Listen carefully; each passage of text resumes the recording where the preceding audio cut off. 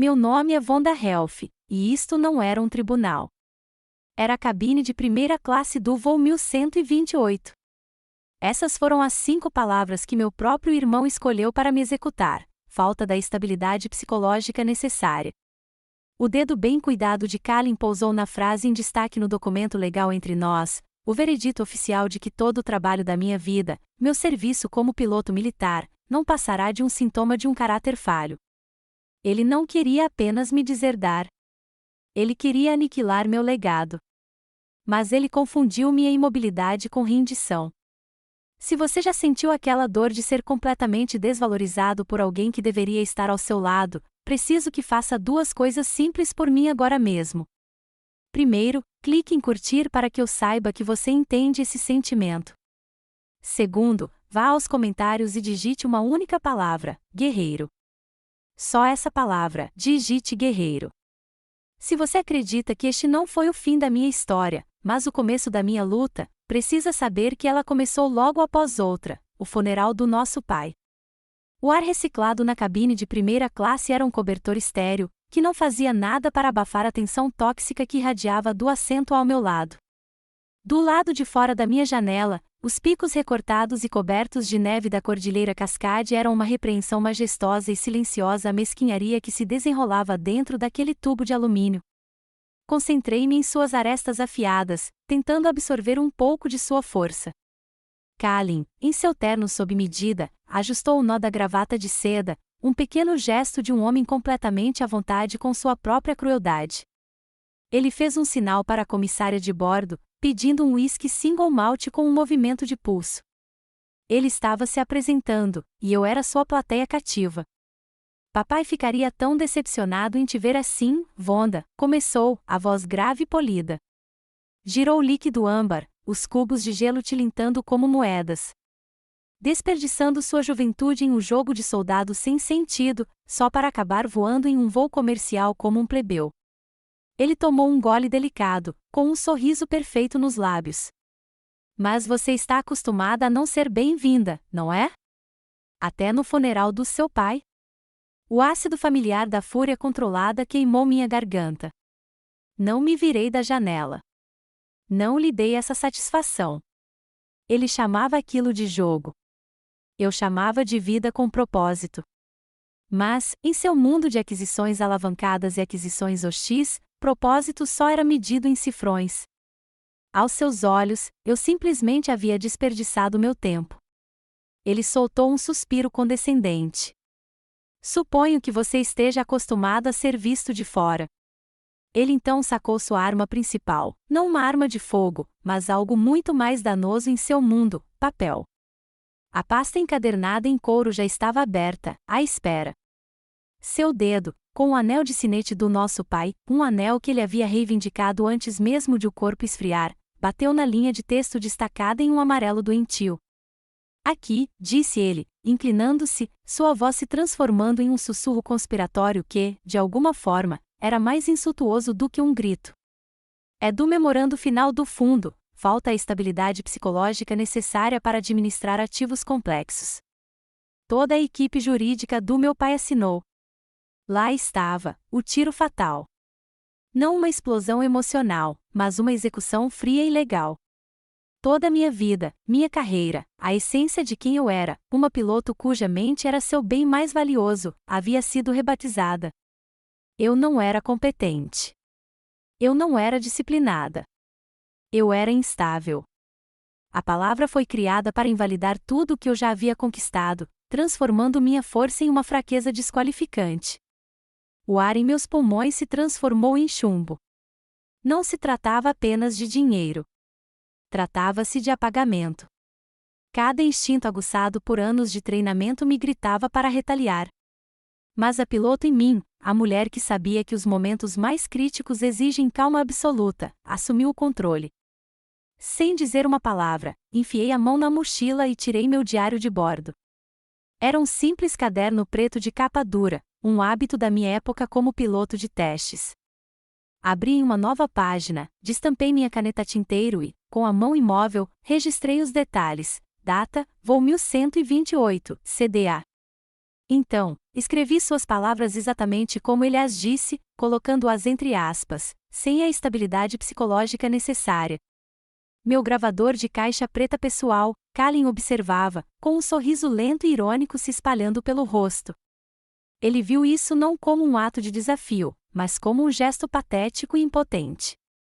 Ainda com essa inútil anotação, zombou, balançando a cabeça como se estivesse com pena de uma criança delirante.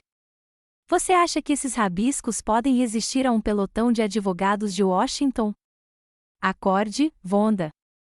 Esta guerra acabou antes mesmo de começar. Ele se recostou, triunfante, tomando um longo e lento gole de uísque. A condescendência em seus olhos era absoluta. Ele achava que aquilo era um jogo de advogados e contratos. Ele não entendia. Esta caneta na minha mão era minha arma. Este livro era o meu campo de provas. Não se tratava de sentimentos. Tratava-se de evidências. Tratava-se de fatos. E os fatos, eu sabia, tinham um poder próprio. Foi naquele preciso momento de sua suprema confiança que o mundo se partiu. Um estrondo ensurdecedor, um som bruto e explosivo de metal quebrando catastroficamente, e rompeu da asa direita. Era um som que eu conhecia intimamente de simulações, mas ouvi-lo na realidade foi um terror completamente diferente. Toda a fuselagem foi tomada por um tremor violento, de quebrar os ossos. Um segundo impacto, um rangido nauseante de metal se partindo, seguiu-se imediatamente. O avião se lançou em uma inclinação assustadora e de cortar o estômago para a direita. O copo de Kalin escapou de sua mão e se espatifou contra a parede da cabine. De trás da cortina, uma onda de gritos, puros e animalescos, nos atingiu. As máscaras de oxigênio foram acionadas, caindo do teto em uma dança caótica e oscilante. As luzes da cabine piscaram, apagaram e então voltaram com um brilho fraco de emergência. Observei a transformação no rosto do meu irmão. A presunção, a arrogância, a crueldade polida, tudo isso foi dissipado em um nanosegundo, substituído pelo medo puro, branco e primitivo de um homem que acabará de ser lembrado de que todo o seu dinheiro e todos os seus advogados não podiam negociar com as leis da gravidade. Ele virou a cabeça rapidamente em minha direção, com os olhos arregalados e suplicantes. A máscara cuidadosamente construída do poderoso Kalin Helf havia desaparecido. Em seu lugar, havia apenas um homem aterrorizado preso em uma caixa em queda. Pela primeira vez desde que éramos crianças, ele me olhou, não com desprezo, mas com uma pergunta desesperada e silenciosa. E o piloto em mim respondeu. O jogo estava longe de terminar. Tinha apenas começado. A máscara de oxigênio amarela balançava diante do meu rosto, um pêndulo marcando segundos em nossa descida ao caos. Meu treinamento gritava para que eu a colocasse, para garantir minha própria sobrevivência antes de ajudar os outros. Mas não o fiz. Por um instante congelado, a visão dela desencadeou um tipo diferente de memória, um tipo diferente de sufocamento. Ela me transportou de volta no tempo para uma noite fresca de outono em Georgetown, de volta à primeira vez em que eu realmente não consegui respirar em minha própria casa. Eu tinha 17 anos, e a carta de aceitação da Academia da Força Aérea dos Estados Unidos parecia uma passagem para o céu, a validação de um sonho que eu acalentava em segredo. Meu coração batia forte contra as costelas de pura alegria quando irrompi na sala de estar formal onde meu pai, um senador poderoso, e meu irmão Kalin discutiam estratégia política. O ar estava impregnado com o cheiro de couro velho e ambição. Pai, eu entrei, anunciei, com a carta tremendo na minha mão. Meu pai nem levantou os olhos do seu exemplar do Wall Street Journal. Entraram onde? Perguntou, com um tom ausente, distraído. Na Academia da Força Aérea. Uma risada aguda e latida cortou a sala. Era Kalin. Ah, Vonda, sinceramente, zombou ele, olhando-me de cima a baixo como se eu fosse algo desagradável que ele tivesse encontrado em seu sapato. O que você vai fazer? Pilotar aviões de papel? Esta família constrói legados com intelecto, não com músculos. Meu pai suspirou então, um som de profundo cansaço, e finalmente dobrou o jornal. Olhou para mim, com os olhos desprovidos do orgulho que eu tanto desejava. Vonda, estou orgulhoso da sua determinação. Mas Kalin tem razão. Este não é o nosso jeito. Suas palavras, tão calmas e indiferentes, roubaram o ar dos meus pulmões com mais eficácia do que qualquer cabine despressurizada jamais conseguiria. Este não é o nosso jeito. Naquele momento, entendi que eu era um desvio, uma tangente falha da grande trajetória de Helf no direito, na política e no poder. Minha mente, uma cascata turbulenta de memórias, saltou para frente, pousando em duas formaturas, encenadas em contraste gritante e brutal. A de Kalin, da Faculdade de Direito de Georgetown, foi um dos principais eventos sociais da temporada em Washington. Meu pai fez um discurso emocionado sobre o futuro brilhante da dinastia Helf, com a voz cheia de orgulho. O presente de formatura de Kalin foi um Porsche 911 prateado, brilhando sob o sol da tarde. 2 anos depois, eu estava no pátio de desfiles da Academia da Força Aérea em Colorado Springs. Meu uniforme azul de gala estava impecável e pesado com o peso da minha conquista. Meu pai foi o único que compareceu. Ele sentou-se perto do fundo, e eu pude vê-lo atendendo ligações durante a maior parte da cerimônia. Quando finalmente o encontrei na multidão que se dispersava, ele me deu um tapinha breve e desajeitado no ombro. Muito bem. Sua mãe teria ficado orgulhosa. Ele fez uma pausa, seu olhar já se desviando para a saída. Agora, quando você vai conseguir um emprego de verdade? Nenhuma festa, nenhum presente, apenas uma pergunta que me esvaziou. Isso pintou meus 4 anos de esforço e sacrifício incansáveis como um desvio temporário, uma loucura juvenil. Foi naquele dia que parei de buscar a aprovação dele e comecei a buscar meu próprio horizonte. Mas mesmo na tempestade dessas memórias dolorosas, um único ponto de luz surgiu: meu tio Robert, irmão mais novo da minha mãe. Ele era engenheiro da NASA, um homem quieto e brilhante, com olhos gentis, que viu o fogo em mim quando todos os outros viam um problema. Ele se foi agora, levado pelo câncer anos atrás. Mas sua voz ecoava em minha mente com perfeita clareza. Certa vez, ele me levou ao Museu Nacional do Ar e do Espaço para ficar diante do Spirit of Saint-Louis, aquele frágil avião prateado que transportara Charles Lindbergh através de um oceano.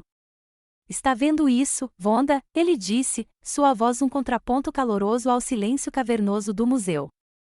Para voar sozinho no Atlântico, uma pessoa não precisa apenas de um avião. Ela precisa de uma crença inabalável de que está certa, mesmo quando o mundo inteiro diz que está errada. Ele olhou para mim.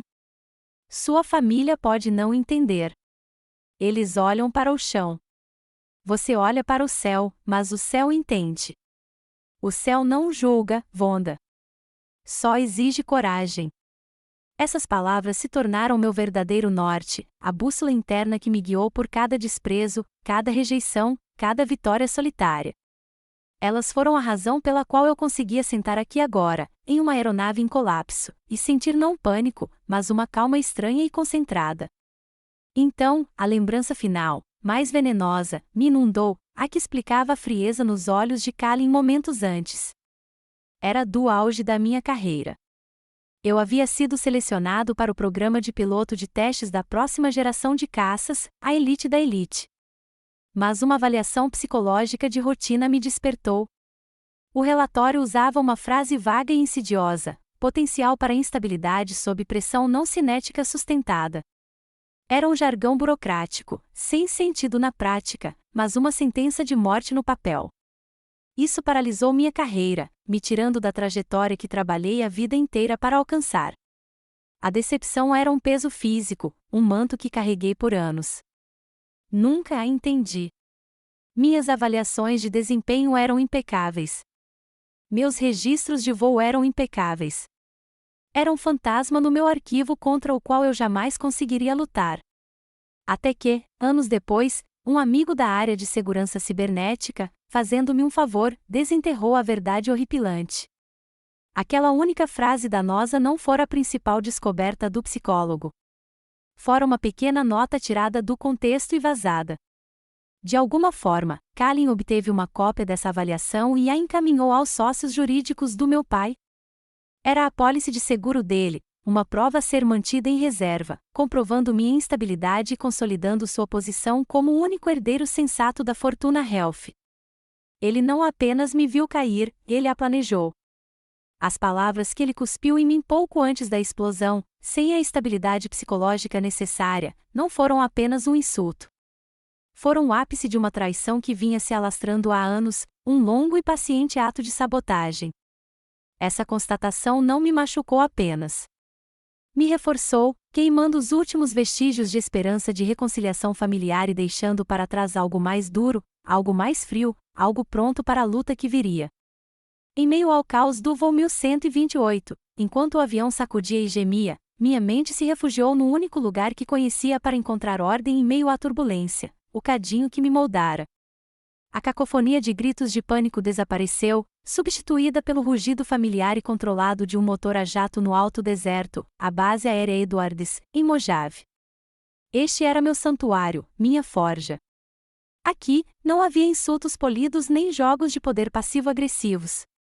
Havia apenas a física brutal e honesta do voo. Havia uma força G que ameaçava arrancar a consciência do seu crânio e decisões em frações de segundo em que a única moeda era a competência. Lembrei-me das noites intermináveis passadas no simulador de voo, uma caixa claustrofóbica que cheirava a ozônio e café velho. Repetidamente, imaginei cenários de falhas, incêndios no motor, falhas hidráulicas, danos estruturais catastróficos, até que minhas mãos e pés se movessem por puro instinto, uma extensão física da vontade moribunda da máquina. Enquanto Kalin participava de coquetéis em Washington, D.C., trocava gentilezas e acumulava capital político, eu aprendi a me recuperar de um parafuso a 12.000 metros de altitude. Enquanto ele fazia networking, eu construía uma fortaleza de disciplina e conhecimento dentro de mim. Minha família chamava isso de desperdício, uma obsessão estranha e nada feminina.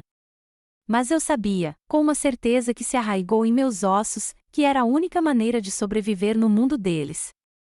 Eu precisava me tornar tão boa no meu que eles nunca mais pudessem me dispensar.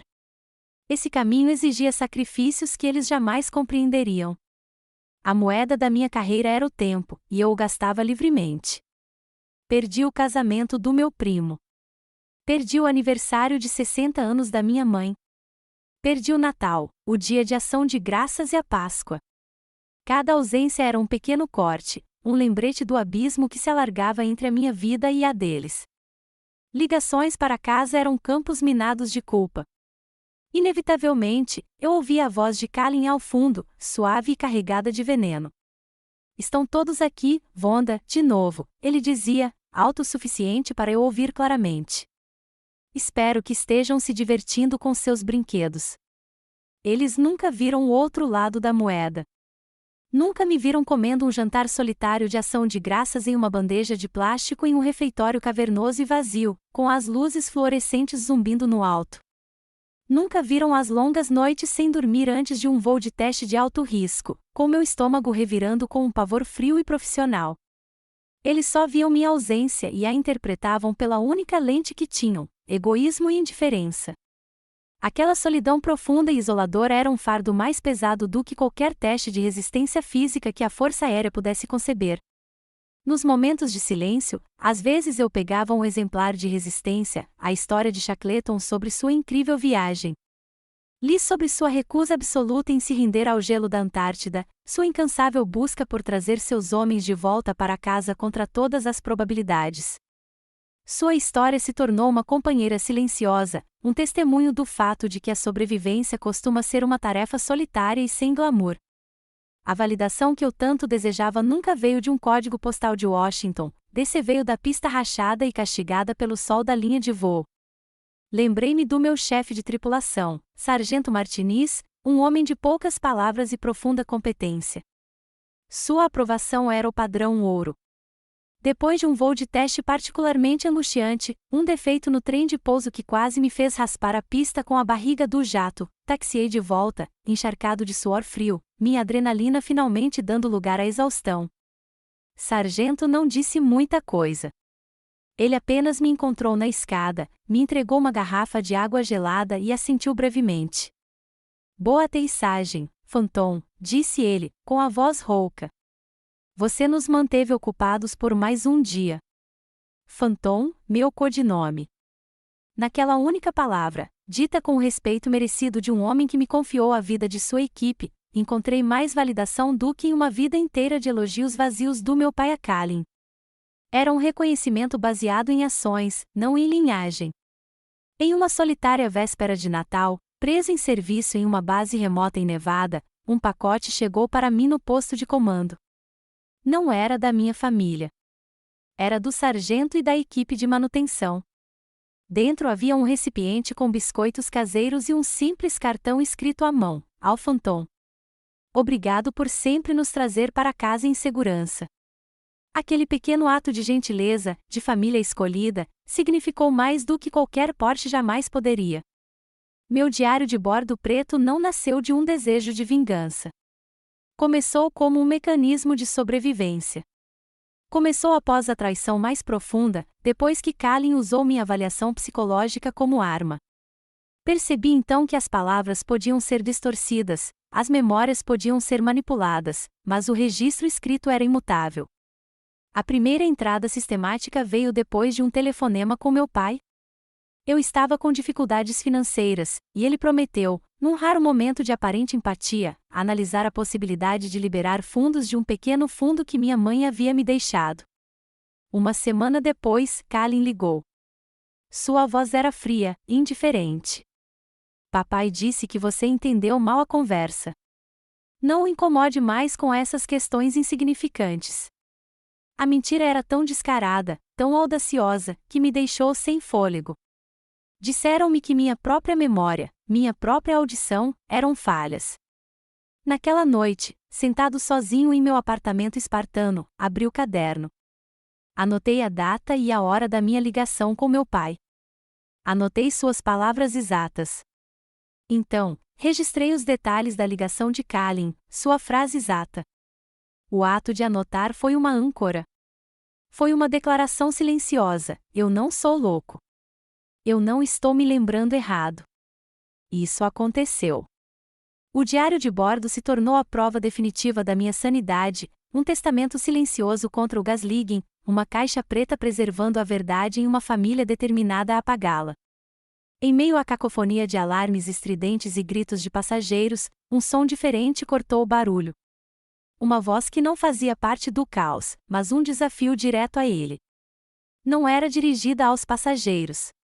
Foi transmitida pelas comunicações internas, nítida, urgente e militar em sua precisão. Tragam o Phantom da fileira 9 para cá. Repito, levem o Phantom para a cabine de comando agora.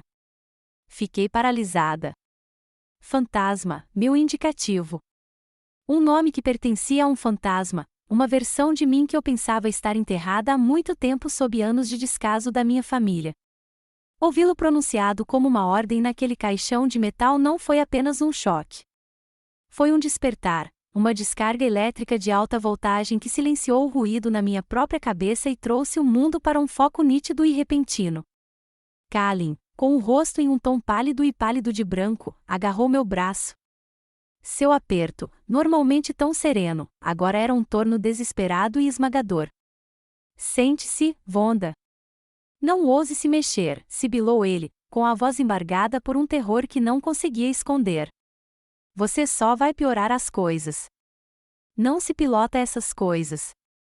Pela primeira vez no dia, virei-me e encontrei seu olhar aterrorizado.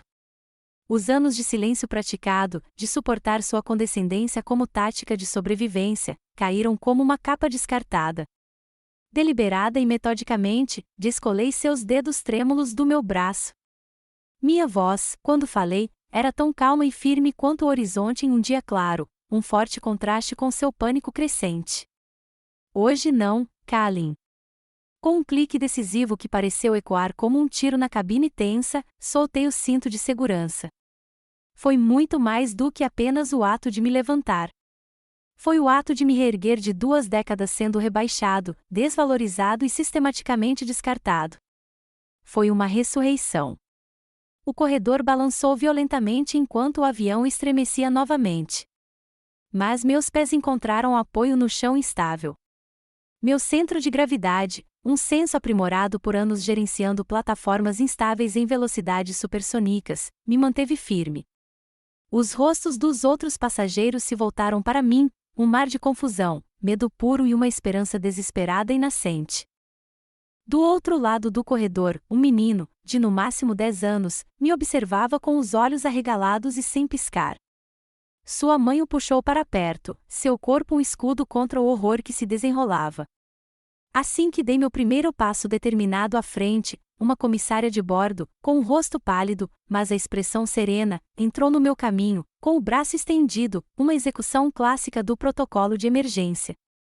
Senhora, preciso que a senhora retorne ao seu assento imediatamente. Não discuti. Não expliquei minhas qualificações. Simplesmente sustentei o olhar dela. Aos meus olhos, ela não estava vendo um passageiro histérico. Ela estava vendo que meu pai e meu irmão se recusaram a reconhecer durante toda a minha vida, a autoridade silenciosa e inabalável, o foco absolutamente frio, a vida inteira de treinamento que me preparou para aquele exato momento catastrófico.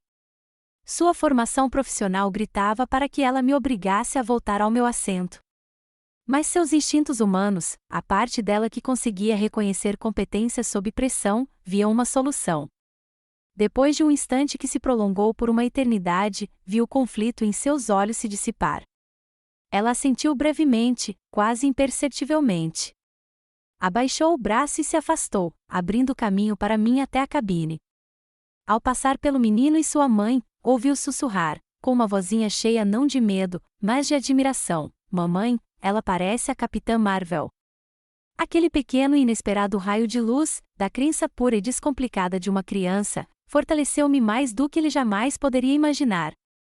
A porta da cabine, que para mim sempre representou um limiar sagrado, um portal para um mundo ao qual eu realmente pertencia, se abriu. A cena lá dentro era um pandemônio controlado. Luzes de alerta vermelhas e âmbar piscavam no console, uma discoteca frenética e silenciosa de destruição iminente. Alarmes soavam em um coro incessante e enlouquecedor de tons sobrepostos, avisos de stall, alertas de altitude, sirenes de falha do motor. O cheiro acre de plástico queimado e ozônio, proveniente de curto-circuito em componentes elétricos, pairava denso e sufocante no ar.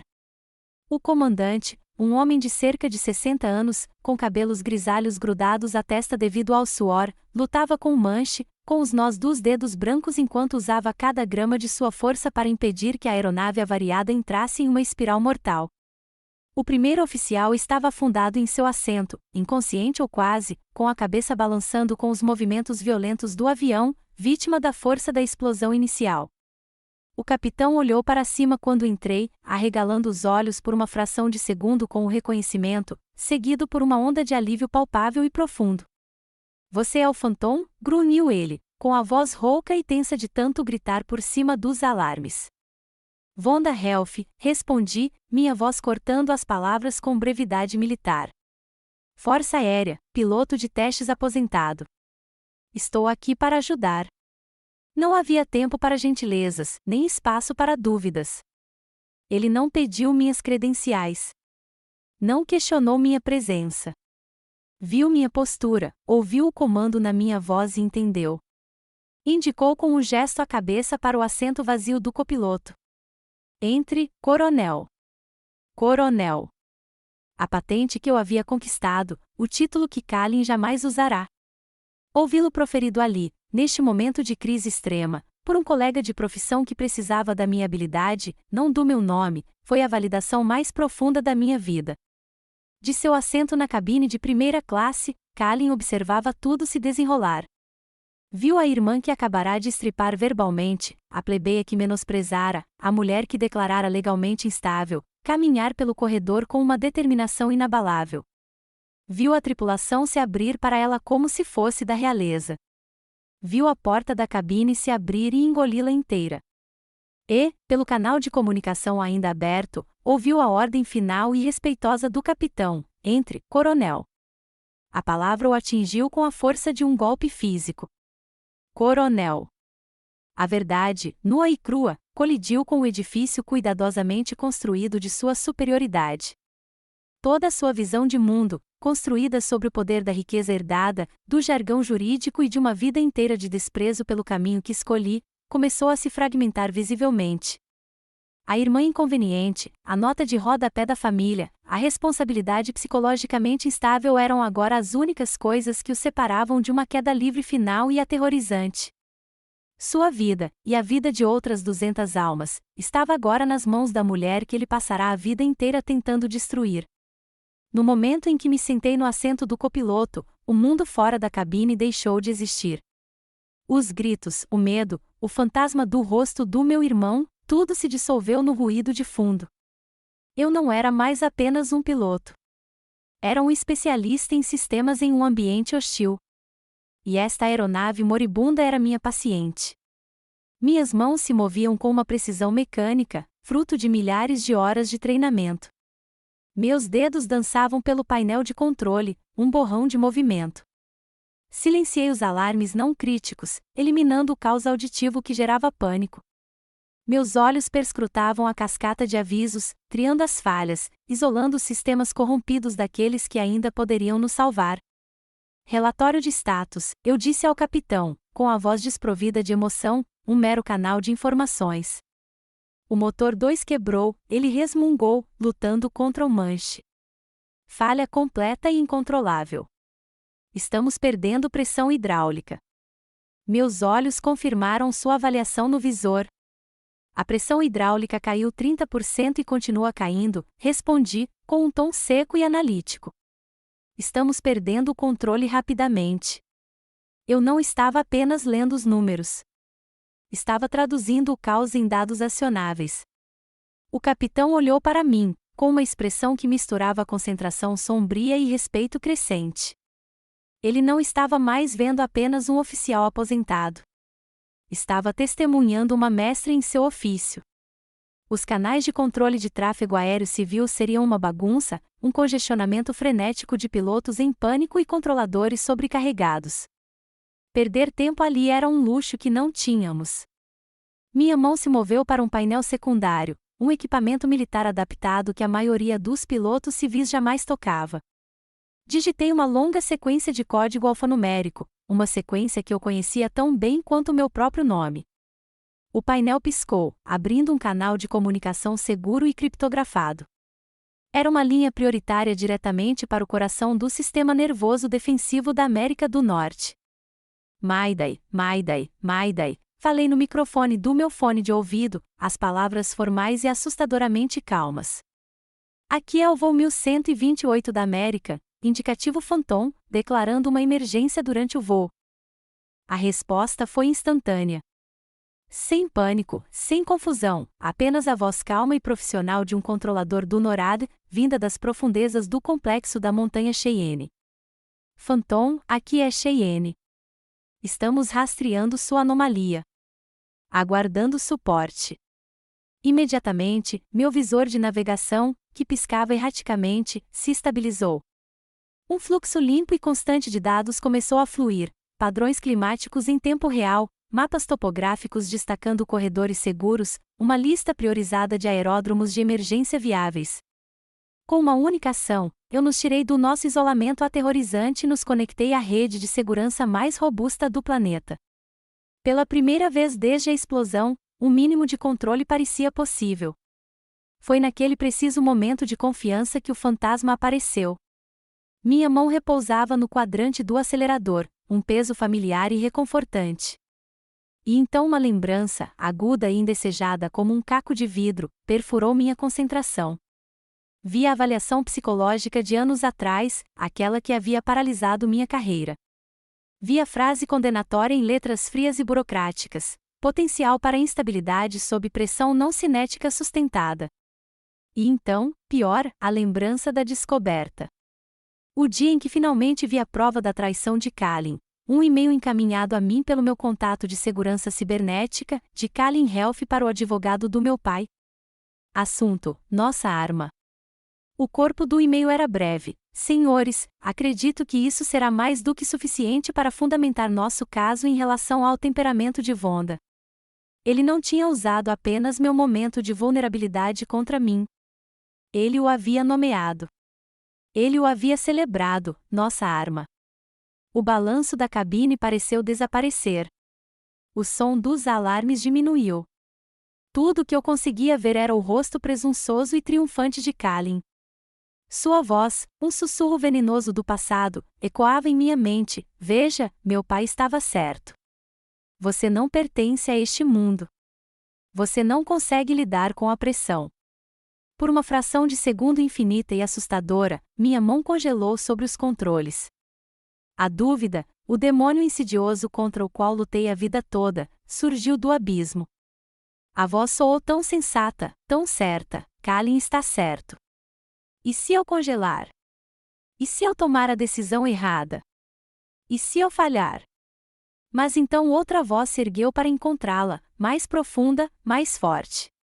Era a voz grave e objetiva da Coronel Viper Sullivan, a lendária piloto que havia eliminado mais cadetes da escola de pilotos de teste em Edwards do que qualquer instrutor na história.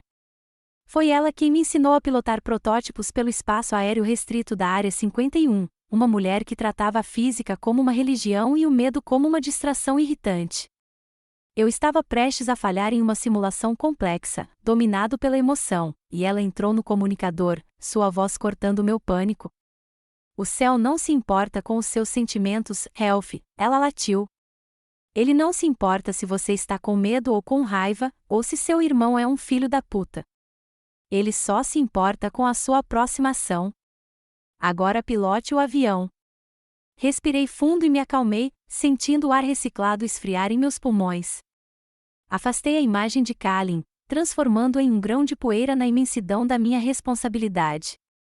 Não se tratava dele. Não se tratava de provar que ele estava errado ou vingar o passado.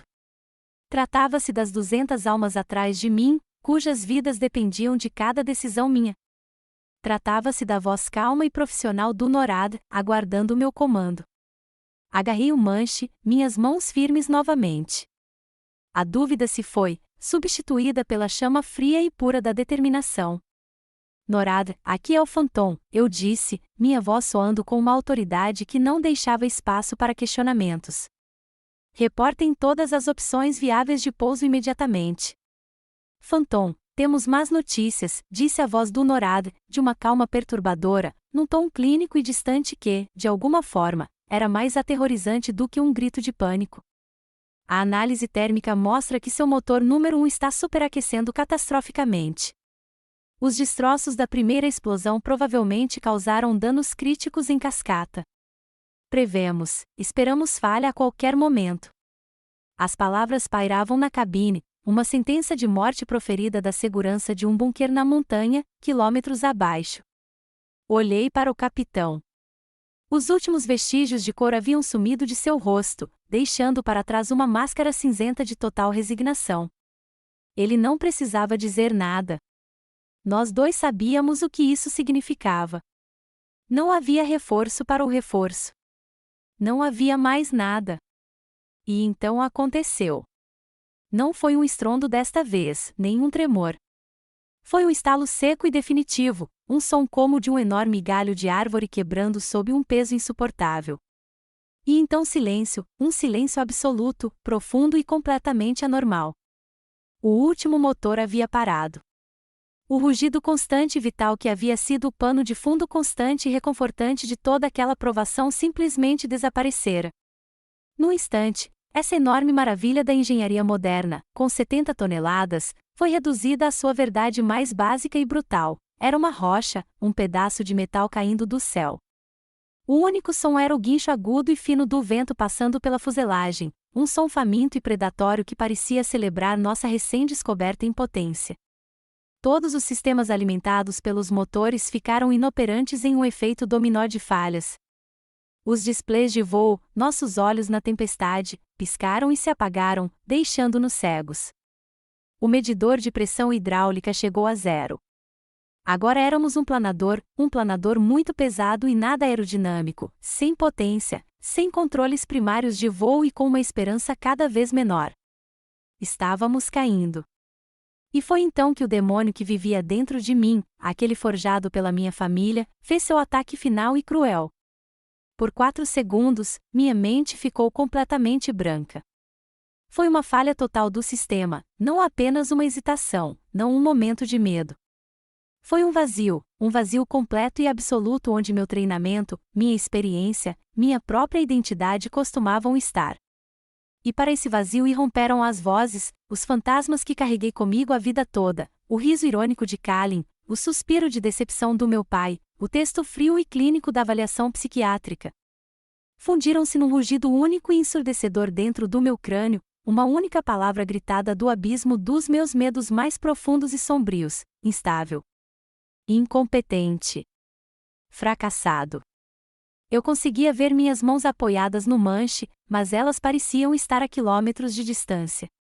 Eram apêndices desconectados e inúteis, pertencentes a um estranho.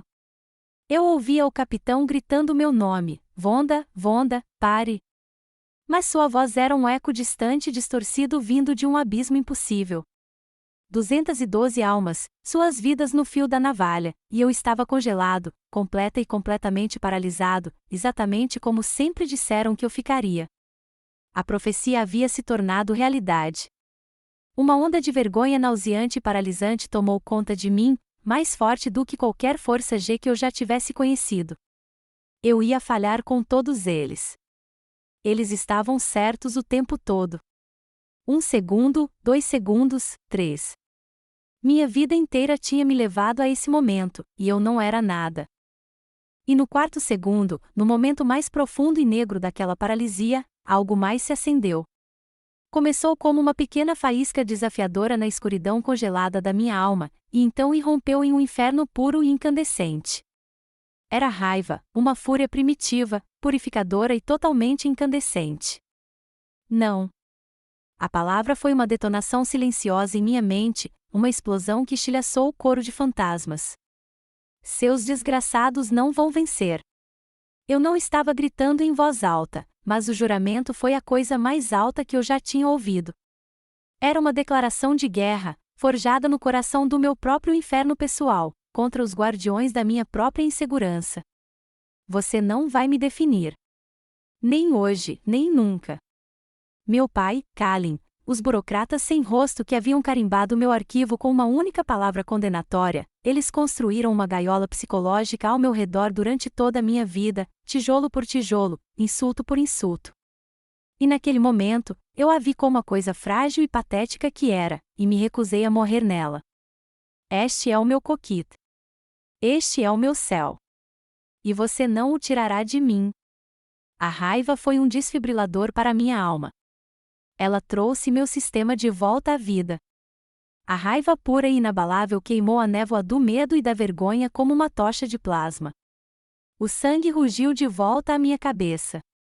Meus sentidos, que estavam entorpecidos e distantes, voltaram à ativa, mais aguçados e claros do que nunca. As vozes se foram. Eu não ouvia mais Kalin. Não ouvia mais meu pai. Tudo que eu conseguia ouvir era o vento, o rangido da fuselagem se esforçando e a batida forte e constante do meu próprio coração, um tambor de guerra me chamando para a batalha. Eu tenho o controle, eu disse. Minha voz era áspera e rouca, dilacerada pelo grito interno, mas era revestida de aço. Aço puro. A Vonda que havia congelado 4 segundos antes se fora. Ela havia morrido naquele abismo, a última vítima de uma guerra longa e amarga. A pessoa que tomou seu lugar era alguém novo, alguém que havia encarado o vazio de sua própria insegurança, visto o rosto de seu demônio e não havia pestanejado. Puxei o manche, não com o toque delicado de um piloto, mas com a força bruta e crua de um sobrevivente, usando todo o meu corpo, cada grama de músculo e força de vontade para lutar contra o peso morto da aeronave. Lentamente, gemendo em protesto como um animal moribundo, o nariz do enorme avião começou a responder. Começou a se levantar. Eu estava de volta, renascido no fogo da minha própria fúria. Liguei o microfone, minha voz agora clara e ressoando com uma autoridade absoluta, uma autoridade que não vinha de uma patente, mas do simples e inegável fato da sobrevivência. Norad, aqui é o Phantom, ordenei. Encontrem um pedaço de terra plano para mim, uma rodovia, um campo, qualquer coisa. Vou derrubar essa coisa. Eu não era mais a vítima do meu passado. Eu não era mais a filha quieta e obediente tentando conquistar seu lugar. Eu era a tempestade. com os fantasmas do meu passado banidos, a cabine se transformou. Não era mais uma câmara de medo. Era a minha arena. Esta aeronave impotente e em queda não era mais um caixão de metal. Era um planador sem motor, e eu era o condutor. Uma sinfonia de sobrevivência estava prestes a começar, e cada ação tinha que ser precisa. Cada decisão, perfeita. Capitão, despeje o combustível. Agora, ordenei, com a voz áspera, cortando o uivo do vento. Precisamos nos livrar de cada grama de excesso de peso. Enquanto ele iniciava a sequência, minha mente corria, calculando.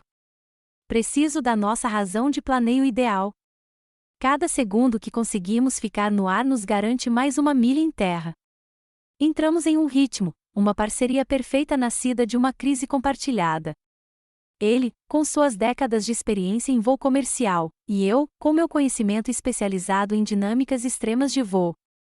No início, ele pilotava, com as mãos lutando contra os controles inoperantes, enquanto eu traduzia os complexos fluxos de dados do NORAD em números simples e práticos: velocidade, razão de descida, rumo. Então, quando o puro desgaste físico e mental começou a cobrar seu preço, ele olhou para mim com uma expressão sombria, mas clara. Ele era um excelente piloto, mas planar em um jato comercial de 70 toneladas era um cenário tão fora do âmbito das operações normais que pertencia ao mundo dos pilotos de teste dos loucos. Ele acenou com a cabeça em direção ao jugo. Ela é toda sua, coronel. Minha especialidade termina aqui. Não foi uma admissão de derrota. Foi um ato de extremo profissionalismo e confiança. Ele estava entregando o comando à pessoa com as melhores habilidades. Eu tenho a aeronave, respondi, com a voz firme e formal, reconhecendo-a. Minhas mãos se fecharam em volta dos controles e, pela primeira vez desde que aquela provação começou, senti uma sensação de pertencimento. Eu não estava mais voando apenas por instrumentos. Eu estava voando pelo tato, pelas milhares de horas de instinto gravadas em meu próprio ser, sentindo as sutis mudanças no fluxo de ar sobre as asas, sentindo os gemidos da fuselagem enquanto a conduzia a uma descida estável e controlada. Phantom, temos uma solução em potencial. É uma aposta arriscada. A voz da montanha Cheyenne crepitou em meu ouvido, me trazendo de volta à batalha estratégica. Há um campo de pouso de emergência em alta altitude no Wyoming, codinome High Mesa. Era uma relíquia da Guerra Fria, um local de pouso disperso para bombardeiros B-52, desativado nos anos 80. Está no limite da sua capacidade de planeio. Uma imagem de satélite se materializou no meu visor auxiliar, um fantasma de outra era. Era uma única faixa de concreto, rachada e desgastada pelo tempo, cercada por quilômetros de um planalto vazio e implacável. Nenhuma torre de controle, nenhuma luz de pista, nenhuma equipe de bombeiros e resgate nos esperando. Nada além de um longo e plano trecho de esperança. Era lindo. Confirmado, Cheyenne, eu disse sem hesitar. Transmita dados precisos de elevação da pista, direção e vento de superfície. Agora. Assim que aquela frágil esperança começou a criar raízes, um chamado frenético irrompeu da cabine. Cockpit, temos um passageiro em parada cardíaca. Precisamos de um médico. Uma nova onda de pânico podia ser ouvida ao fundo. O comandante olhou para mim, com os olhos arregalados e uma nova camada de preocupação. Uma emergência médica era uma crise séria em um voo normal. Na nossa situação, era uma distração catastrófica. Qualquer perda de foco agora poderia nos condenar a todos. Mas eu me recusei a deixar o caos se instalar. Liguei o sistema de som da cabine.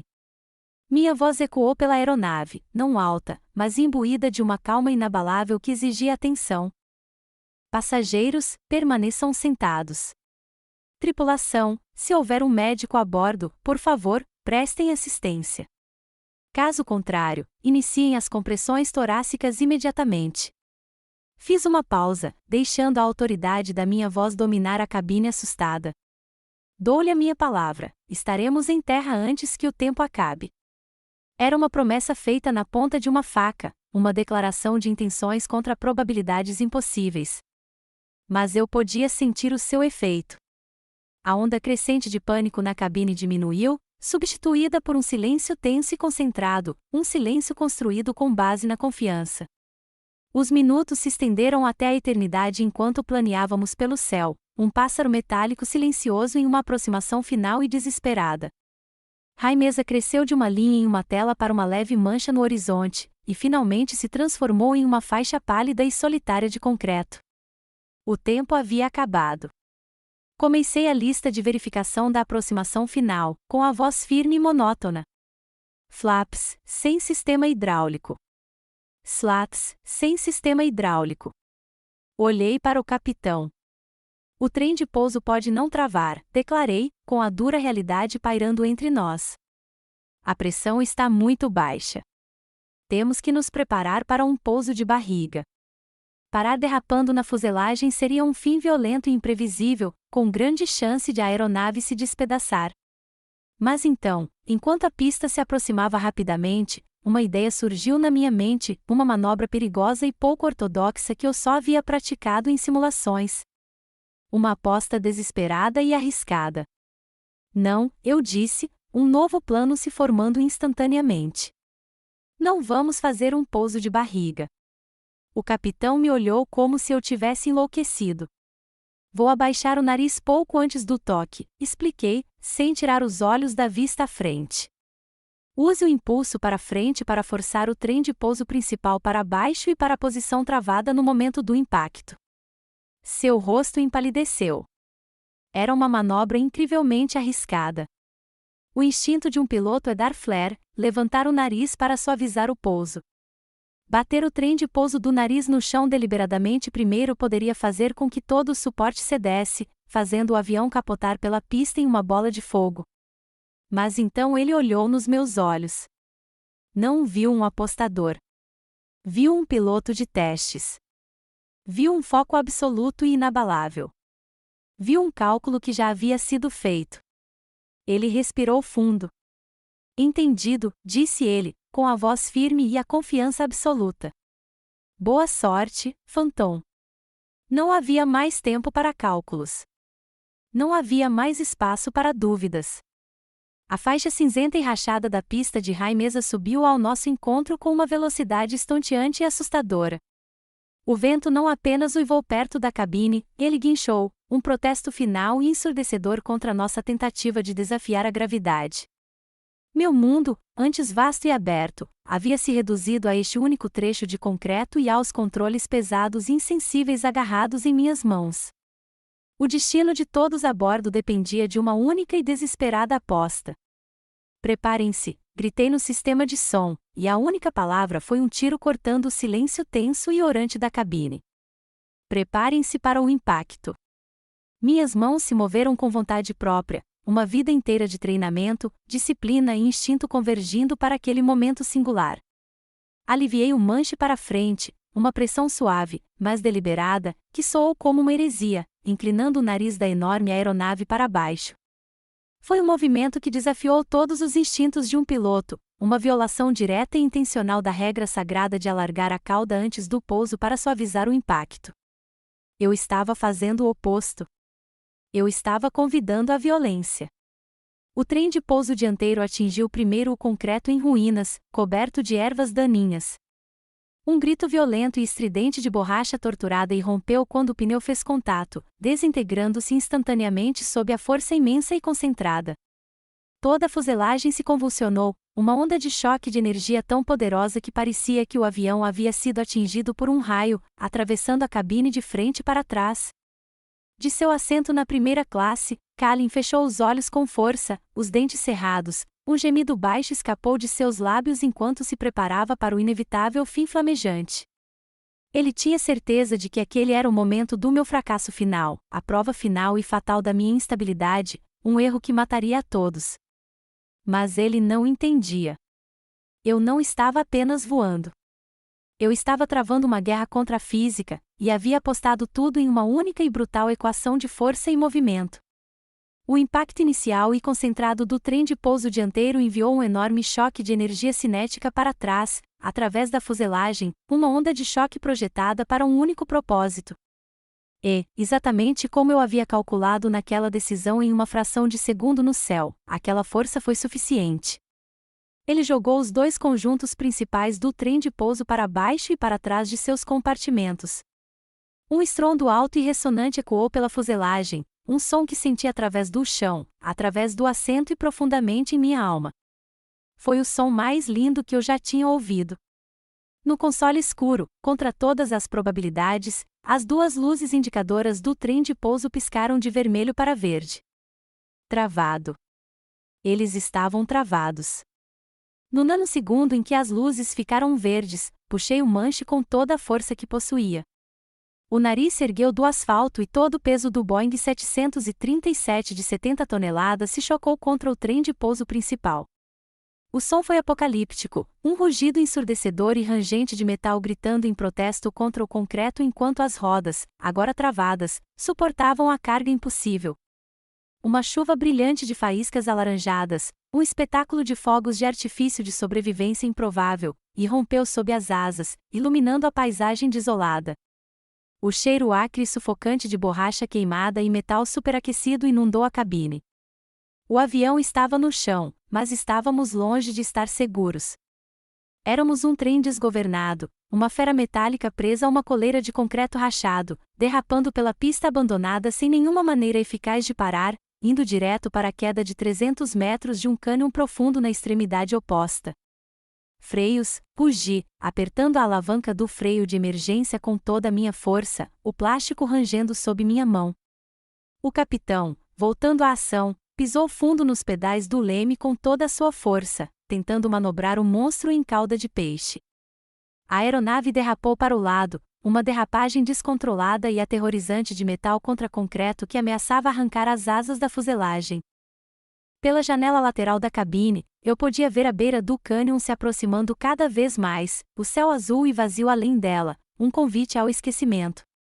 60 metros. Mais 150, eu berrava, pisando mais forte no freio, meus músculos gritando em protesto.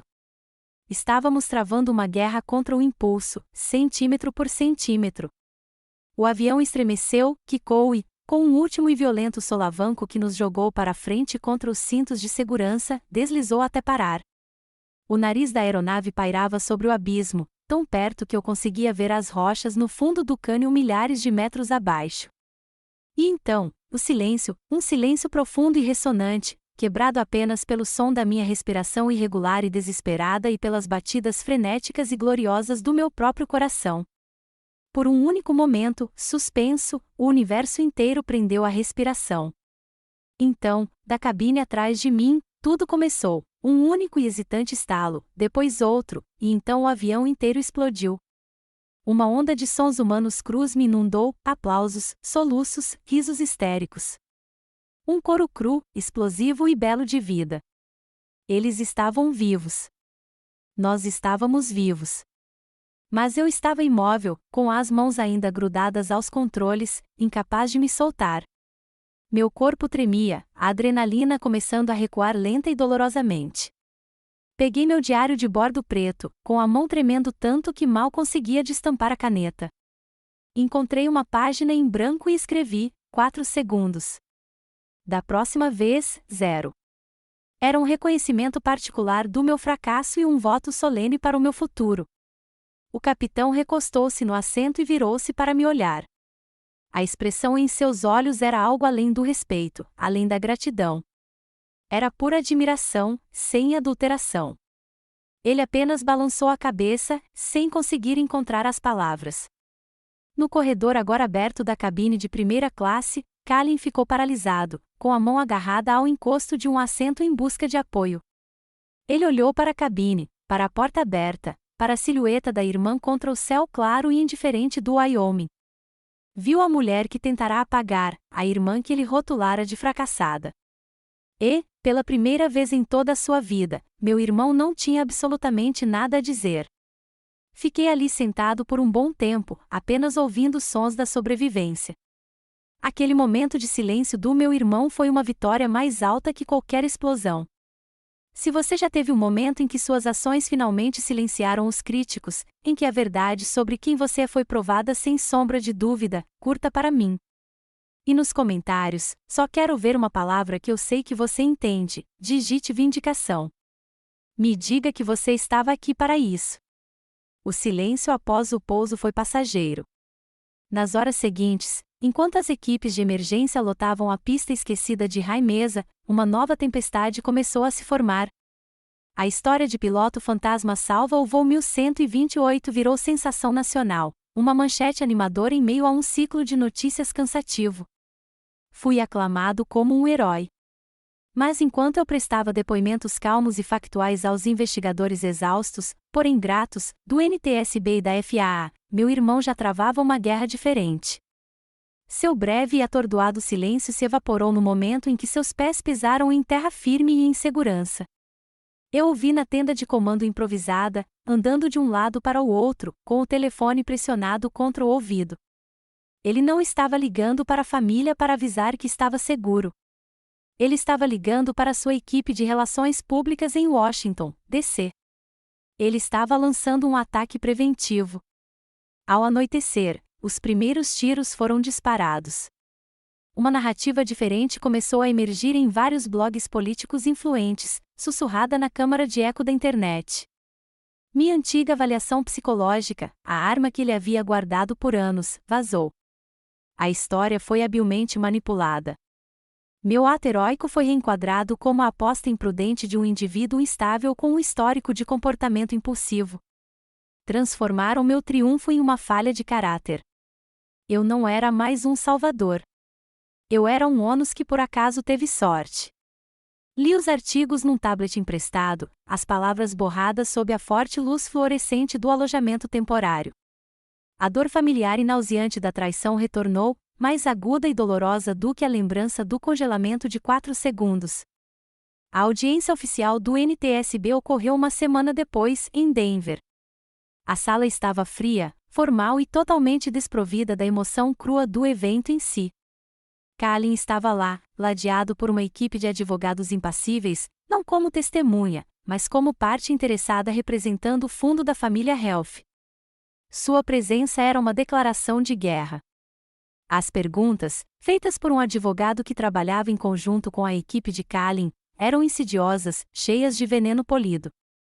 Não se concentravam na falha do motor. Concentravam-se em mim. Coronel Helf, começou o advogado, com a voz suave e condescendente, é verdade que uma avaliação oficial da Força Aérea já sinalizou que você tinha potencial para instabilidade? A sala ficou em silêncio.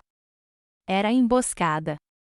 Era o tiro fatal de Kalin, desferido em um ambiente estéril e profissional. Mas eu vinha me preparando para essa batalha a vida toda. Olhei para o painel de investigadores, com a expressão calma. Essa frase é uma citação parcial, tirada do contexto, de um relatório preliminar emitido há mais de uma década, declarei, com a voz serena. Um relatório que, devo acrescentar, era confidencial e vazou indevidamente. Deixei isso pairar no ar por um momento. Mas já que você levantou a questão do meu estado de espírito, trouxe meus próprios registros. Coloquei meu diário de bordo preto sobre a mesa. Não era um diário repleto de sentimentos. Era um registro de voo da minha vida. Minhas ações a bordo do voo 1128 não foram impulsivas, continuei, virando as páginas. Às 14h32 Zulu, estabeleci uma conexão segura com o NORAD. Às 14h35, ordenei um despejo de combustível para reduzir o peso, aumentando nossa razão de planeio em cerca de 8%. Minha decisão de tentar um pouso de alto risco com o trem de pouso à frente foi baseada em simulações de voo de teste específicas que realizei pessoalmente para cenários de falha do trem de pouso em aeronaves sem propulsão. Não usei emoção. Usei dados. Usei a linguagem fria e dura da minha profissão, construindo uma fortaleza inexpugnável de fatos. Mas a verdade final e irrefutável veio do gravador de voz da cabine, a caixa preta do próprio avião. Eles tocaram o áudio para toda a sala. Todos ouvimos a explosão, o estrondo dos alarmes, a voz tensa do capitão, e então ouvimos a ordem desesperada e urgente do capitão, dita antes mesmo de eu sair do meu assento, solicitando a ajuda do Phantom. Traga o Phantom aqui agora. Aquela única palavra, fantasma, dita pelo capitão em um momento de crise, obliterou toda a narrativa de Kalin. Provou que eu não havia assumido o controle. Eu não havia agido impulsivamente. Eu havia sido requisitado, convocado como um especialista reconhecido. O jogo havia terminado. A verdade, gravada em um loop de fita magnética, havia vencido.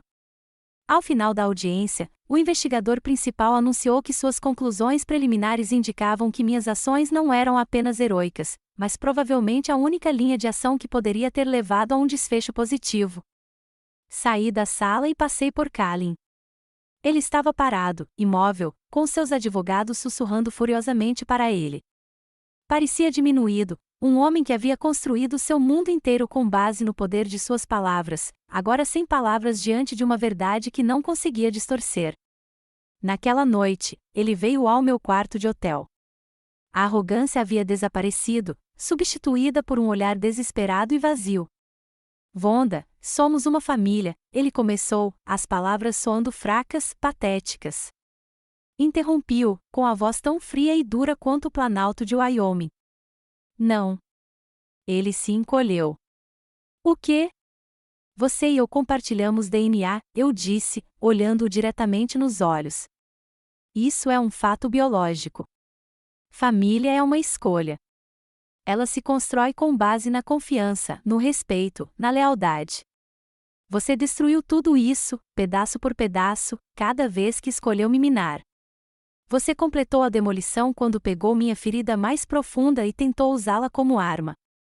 Ele começou a gaguejar um pedido de desculpas, uma sequência de palavras vazias e sem sentido. Levantei a mão, um gesto simples que o silenciou instantaneamente. Não preciso do seu pedido de desculpas, Kalin. Desculpas são para quem pretende mudar. O que eu preciso é que você saia da minha vida. Dei um passo à frente, pela primeira vez, ele deu um passo para trás. A fronteira está traçada. A guerra acabou. Deste dia em diante, não sou mais sua irmã. Sou a Coronel Vonda Helf, e você era apenas uma passageira de um voo que eu salvei. Nas semanas silenciosas que se seguiram à audiência, o mundo tentou me definir. A mídia me chamou de herói. A Força Aérea viu um trunfo a ser recuperado. Algumas semanas depois que meu nome foi oficialmente limpo pelo NTSB, o coronel Elias Vance, um homem que eu respeitava profundamente, veio me ver em Denver. Ele me apresentou a oferta que eu antes consideraria o ápice da ambição da minha vida: reintegração completa, uma posição de comando no novo programa de testes de voo hipersônico e um caminho livre para general. Era tudo pelo que eu sempre lutei, e me ouvi dizer: não. Obrigado, coronel, eu disse, as palavras soando estranhas, novas e poderosas na minha língua. Mas já voei o suficiente para uma vida. Lutei contra a gravidade. Lutei contra o metal que se desintegrava.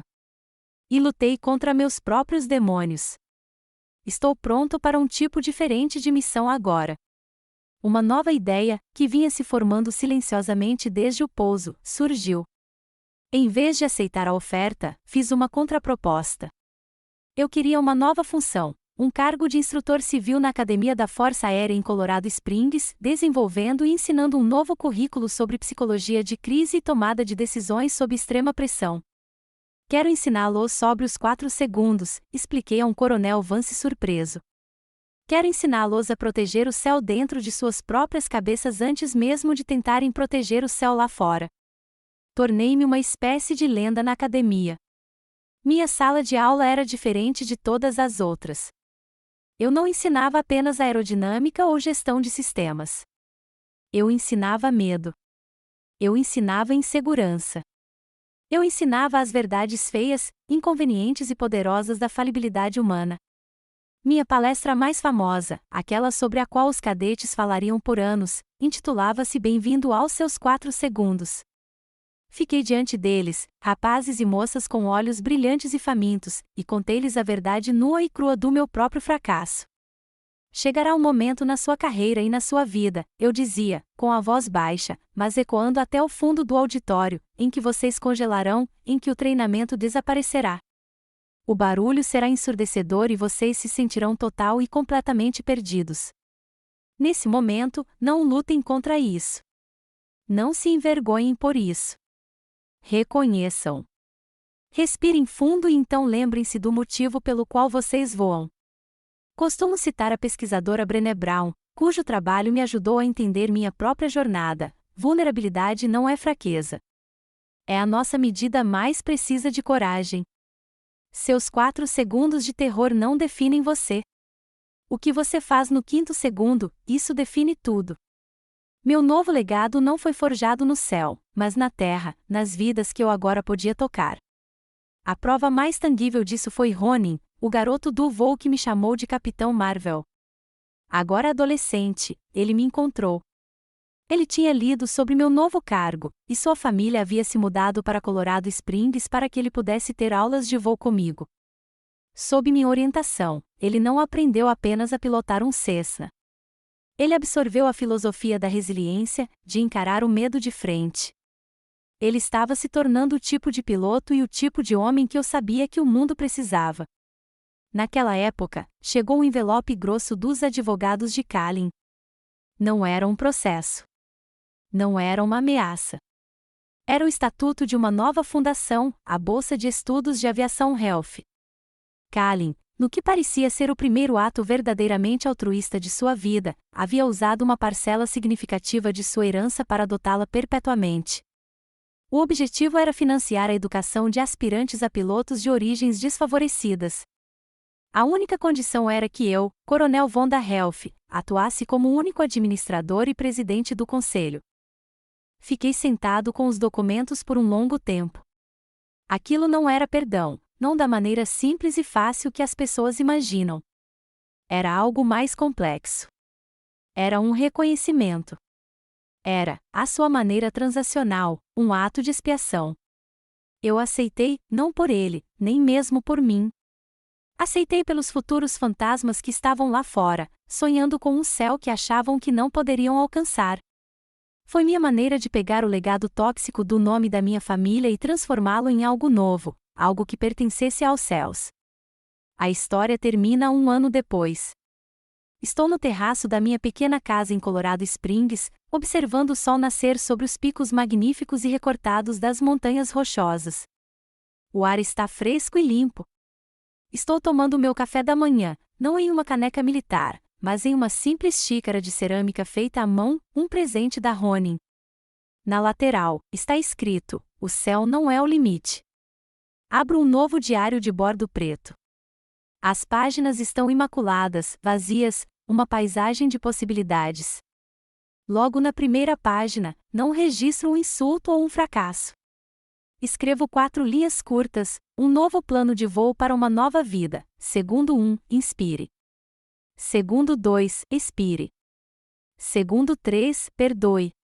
Segundo 4, voe. Não voltei para o céu como a Força Aérea queria. Encontrei um novo, maior, mais tranquilo. Encontrei o meu próprio céu. Encontrar o meu próprio céu não se resumia àquele pouso. Tratava-se das pequenas escolhas diárias para me curar, para traçar limites e para definir o meu próprio valor. Minha história já foi contada, mas sei que não é a única. Se essa jornada ressoou com você, se você acredita no poder de reescrever sua própria narrativa, então eu pessoalmente o convido a assinar a Biblioteca da Vingança Escolhida. Minha história é apenas uma entre muitas que servem como um testemunho da força necessária para encontrar seu próprio amanhecer. Assine e faça parte desta comunidade de guerreiros.